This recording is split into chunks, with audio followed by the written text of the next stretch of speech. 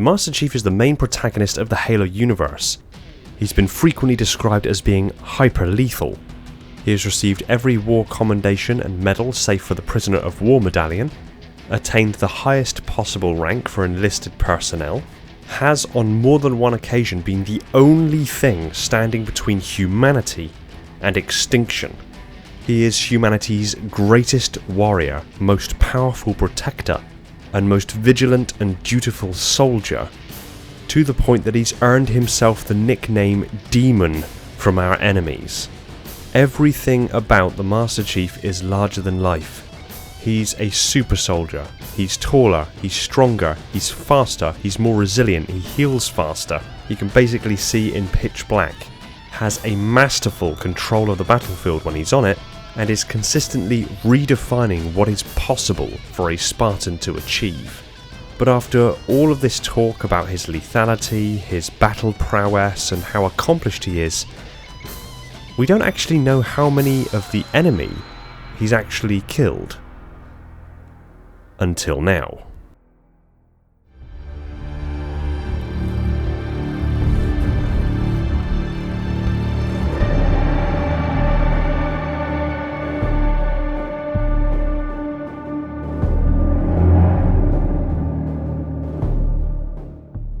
Hey everyone, welcome back to Installation 00, and I have been labouring for quite a long time to finally answer the question, what is the Master Chief's kill count?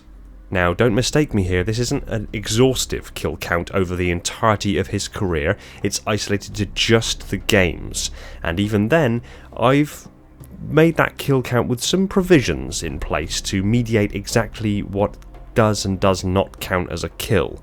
So for example, we will of course include every member of the Covenant that he actually puts a bullet in or punches to death. We will also include members of the Banished, we will also include Sentinels that are actively attacking him, we will also include the Prometheans. We won't include the infection forms of the Flood, but we will include the pure forms, the combat forms, and the carrier forms. We will also include if a body has been reanimated by the Flood as another kill. Vehicles aren't counted as a kill unless they're a Scarab, in which case they're actually powered directly by Legolo, in which case it does kind of count as a kill. And we also won't be including any wildlife that may die as a consequence of his actions.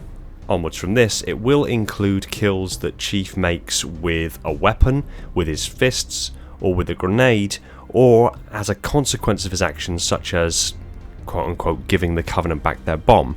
And yes, that also means that we're not just including the in-game kills, we're actually including the kills in the cutscenes as well. Again, this is the kill count for the entirety of the games, so basically only covering a period of 2552 until 2560, which is the current operating date in Halo Infinite's campaign. So only a period of 8 years, over 4 of which he was actually asleep for. So they were the conditions in which I approached this particular problem in finding out Chief's exact kill count, and now let's break this down for you, game by game, in order of quantity of kills. So for the in-game counts, I actually played through on all of the games of Halo, from start to finish, on both easy and legendary difficulty, counted the total number of kills per level for both of those difficulties and then averaged them to get the figure that I present here in this video. And during cutscenes I use established lore in regards to ship crew and complement, for example, to figure out an accurate kill count during any cutscene kills. All of this is then added together and presented as a final number per level and per game, with the grand total available at the very end. So with all of that said, let's get on with looking at the games. Do not underestimate him. Now first off, I'm sure it comes as no surprise that the smallest kill count was actually in Halo 5, mainly because the Master Chief actually only appears in 3 levels for the entirety of the game. He appears for the level Blue Team, Reunion, and the Breaking. The first level Blue Team starts with Blue Team smashing through the window of the Argent Moon and sucking 5 elites out into space. These elites weren't wearing any exo-atmospheric suits, so they're all dead. The total average kill count for Blue Team was 179 on average, with Reunion coming at 112 and The Breaking coming in at 125, giving Halo 5 a rather pitiful 421 total kills for the Master Chief. Next in the ranking is surprisingly Halo Infinite. In the opening, he kills approximately 10 enemies during the opening cutscene before Atriox ambushes him. This is immediately then chased by him being spaced and waking up 6 months later, with Brohammer waking him up inside the Pelican, and then him boarding the warship Gabrakan, which is a banished dreadnought, and killing a rather modest 94 enemies, before actually blowing the ship to hell. Now, although the dreadnought may not have been necessarily full with its entire crew and complement, as listed in the new edition of the Halo Encyclopedia, banished dreadnoughts can carry upwards of 10,000 warriors. So for the avoidance of doubt, we add 10,000 to the total kill count on warship Gabrakan. I then kill counted for every main mission of the Halo Infinite campaign, and then gave a running total for any open world interactions, which included just coming across random squads across the surface of Zeta Halo, as well as any targets and their posse that may have needed to be taken out, any forward operating bases that needed clearing, and any marines that needed rescuing. And we have on average 128 for Foundation, 75 for Tremonius, 276 for Recovery, 104 for Excavation Site, 151 for Conservatory, 38 for the Spire, 64 for the Horn of Abolition, 73 for the Forge of Teach, 54 for the Redoubt of Sundering, 78 for the Armory of Reckoning, 210 for Pelican Down, 100 for Annex Ridge, 79 for Riven Gate, 149 for the Sequence, 138 for the Nexus, 134 for the Command Spire, 161 for the Repository, 127 for the Road, 94 for the House of Reckoning, 137 for the Silent Auditorium, and approximately 1,255 kills for the open world, totaling 13,729 kills for Halo Infinite. Next we take a look at Halo 2, where again the campaign is shared but much more evenly between the Chief and the Arbiter. We kick things off on the Cairo, where all in all he kills 127 enemies aboard the Cairo station, but then it comes to the cutscene where he gives the Covenant back their bomb. The ship in question that Chief ends up blowing up is a CAS-class assault carrier. At over 5 kilometers in length, this beast can carry 40,000 warriors, 200 superiors, and 10 engineers, totaling 40,210 total personnel, meaning in the opening level of Halo 2, Chief kills 40,337 Covenant. This is chased then by Outskirts at 197, Metropolis at 103, Delta Halo at 214, Regret at 185, Gravemind at 277, and High Charity at 193, including the Prophet of Mercy that he somewhat mercy kills, ironically enough, giving a grand total for Halo 2 of 41,507. Next in line is Halo CE, where in the Pillar of Autumn he kills 110, Halo he kills 158, Truth and Reconciliation he kills 291, the Silent Cartographer he kills 150, Assault on the Control Room he kills 395, 343 Guilty Spark he kills 162, the Library, which unsurprisingly enough actually holds the record for the largest number of in-game kills during gameplay at 532. Now we know why the Library was always such a slog to play through. 2 Betrayals follows with 356, 328 for Keys, and 142 for the Maw. However, the Chief then makes the reactors on the Pillar of Autumn go critical, which then detonate and destroy the ring. Now again, we're not including wildlife in here, but we are of course including crew complements. Now I'm sure we're all aware that there was actually a Covenant fleet that followed the Pillar of Autumn to Installation 04. The fleet of Particular Justice, when it arrived ahead of the Pillar of Autumn at Installation 04, consisted of 16 warships. Of these 16, Cortana managed to kill 4 of them before the Master Chief met with Captain Keyes on the bridge of the Pillar of Autumn, bringing the total number down to 12. And although I said I'd stick to the games, I need to find out exactly how many ships were left after the Pillar of Autumn blew up on Installation 04.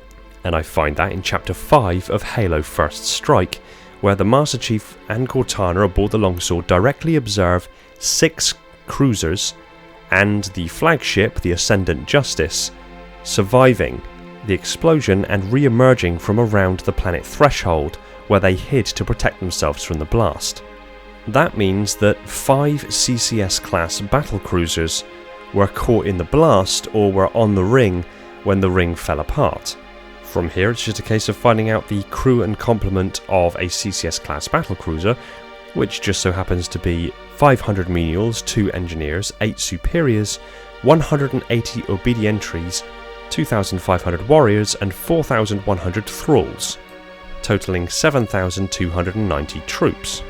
Times that by 5 CCS-class battlecruisers that were taken down, and that's 36,450 troops that were killed. Now, of course, the Flood muddy the water a little bit here, but one can assume that the Covenant were killed by the blast from the Pillar of Autumn going supernova, or were killed by the Flood, which were then killed by the Pillar of Autumn going supernova. So I think we can kind of round that out as being 36,450 killed. However, on top of that, you've also got to bear in mind the entirety of the crew complement for the Pillar of Autumn, whom again either died directly as a consequence of the blast, or were killed by the Covenant, or were killed by the Flood, and then ultimately, if they were resurrected by the Flood, were killed again by the explosion. So we can pretty much write off the entire 3,000 collective personnel of the Pillar of Autumn as well, bringing the grand total for Halo CE to 42,075. Next up, Halo 3. Now, in the opening cutscene, Arrival, no kills, no gameplay kills, no nothing, although he very nearly puts a bullet in the Arbiter, but that's by the by. In either case, moving on from that, Sierra 117, 137, 183 for Crow's Nest, 147 for Salvo Highway, 150 for the Storm, 150 for Floodgate, 261 for the Ark, 264 for the Covenant, 198 for Cortana, 172 for Halo. However, Chief also activates Installation 04B so that its pulse can destroy any proximate flood on the Ark, because ultimately the Ark is out of range of the other installations. Now this does indeed get very flaky, but once you consider the size of the numbers we're dealing with here, I've actually done a conservative estimate that I think you'll actually be relatively comfortable with. So now we have to bear in mind that in Halo 3, Truth's fleet arrives at the Ark, moments before the Elites and the UNSC catch up. Truth's fleet was massive, comprising of 47 CCS-class battlecruisers, 3 CAS-class assault carriers, approximately 6 frigates, approximately 3 heavy cruisers, and the foreigner key ship, the Anodyne Spirit. Now again, employing the same tactic we used before, where we find the approximate known quantities of troops for each of these classes of ship and then multiplying it by the number of ships that were in attendance, we effectively get a total crew complement for the entirety of Truth's fleet of 510,730. That's over 500,000 troops. But the terrifying thing is it doesn't end there. High Charity slips to the Ark and crash lands on the surface, and the Flood are effectively released onto the Ark. Well, this is the very action that then forces the Chief to have to activate the Halo. And this is where things get terrifying, because if we consider that the Flood obviously reanimate dead bodies or kill them outright and turn them into biomass to help build grave mines, we're dealing with silly numbers in this regard. So the total population, the known estimated population of High Charity when it fell, was 7.7 billion individuals. Now of course, the Flood pretty much took over the entirety of High Charity, yes, there's a good chance that a lot of individuals escaped, and yes, a lot of the population would have been converted directly into biomass. That's abundantly clear from the level Cortana when we actually go to High Charity, and it is almost unrecognisable as being the Covenant Holy City. But in my calculations, I was extremely conservative, to the tune of assuming that 99.9% of all of the population of High Charity either escaped or were turned to biomass, in which case, as far as combat forms and pure forms are concerned, I'm only taking into consideration 0.1% of that original population, and that's still 77 million individuals. That brings our total kill count for Halo 3 to 77,512,392. And finally, and in my own personal opinion, most surprisingly, Halo 4. Now, of Halo 4, we open up with the Dawn, where on average he kills 77 enemies. The weird thing is that in the cutscene at the very end, where he manages to launch the missile at the Covenant ship, that isn't a CCS-class battlecruiser, although, aesthetically it looks identical. It's actually a much smaller vessel, being a Xanar pattern light cruiser that only measures about 300 meters in length. And the odd thing here is that in Halo Warfleet, it's referenced that this ship only contains 1 superior and 8 menials. That's a crew of only 9. But we're not here to question crew counts, we're here to figure out a kill count, so we add those 9 to the kill count. That gives Dawn a total of 86. 159 for Requiem, 202 for Forerunner, 300 for Infinity, 212 for Reclaimer, 192 for Shutdown, 182 for Composer, although we also include 40 being the crew complement of the Lich that Chief manages to board and clear so that Cortana can pilot it, that then ends up being crashed directly into Ivanov's station. And then the final level of Halo 4 being Midnight, where while he's aboard the Mantle's Approach, he destroys 144 enemies.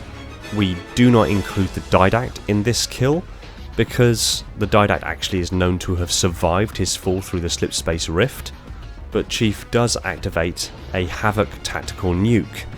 He's promptly saved from the blast, but that doesn't stop the fact that that nuke detonated and completely destroyed the Mantle's Approach. This is where we get the last ridiculous number. I said at the onset that we're including Prometheans in this kill count, and the Mantle's Approach, well, everything about this ship is huge. I mean, it's 142.7 kilometers in length, it's 138.6 kilometers in width, and it's 371.4 kilometers in height and weighs 4.7 quadrillion metric tons. And of course, bearing in mind the only known living Forerunner is the Didact himself, and we're not including him in this kill count, that means that there aren't any other soldiers on board, but we are including Prometheans. And the Mantle's Approach holds over 1 billion Promethean constructs. And with that figure, I can say with relative lore accuracy that the Master Chief's kill count across the entirety of the games and cutscenes from 2552 to 2560, covering the games of Halo CE all the way up to Halo Infinite, his total kill count is 1,077,611,641.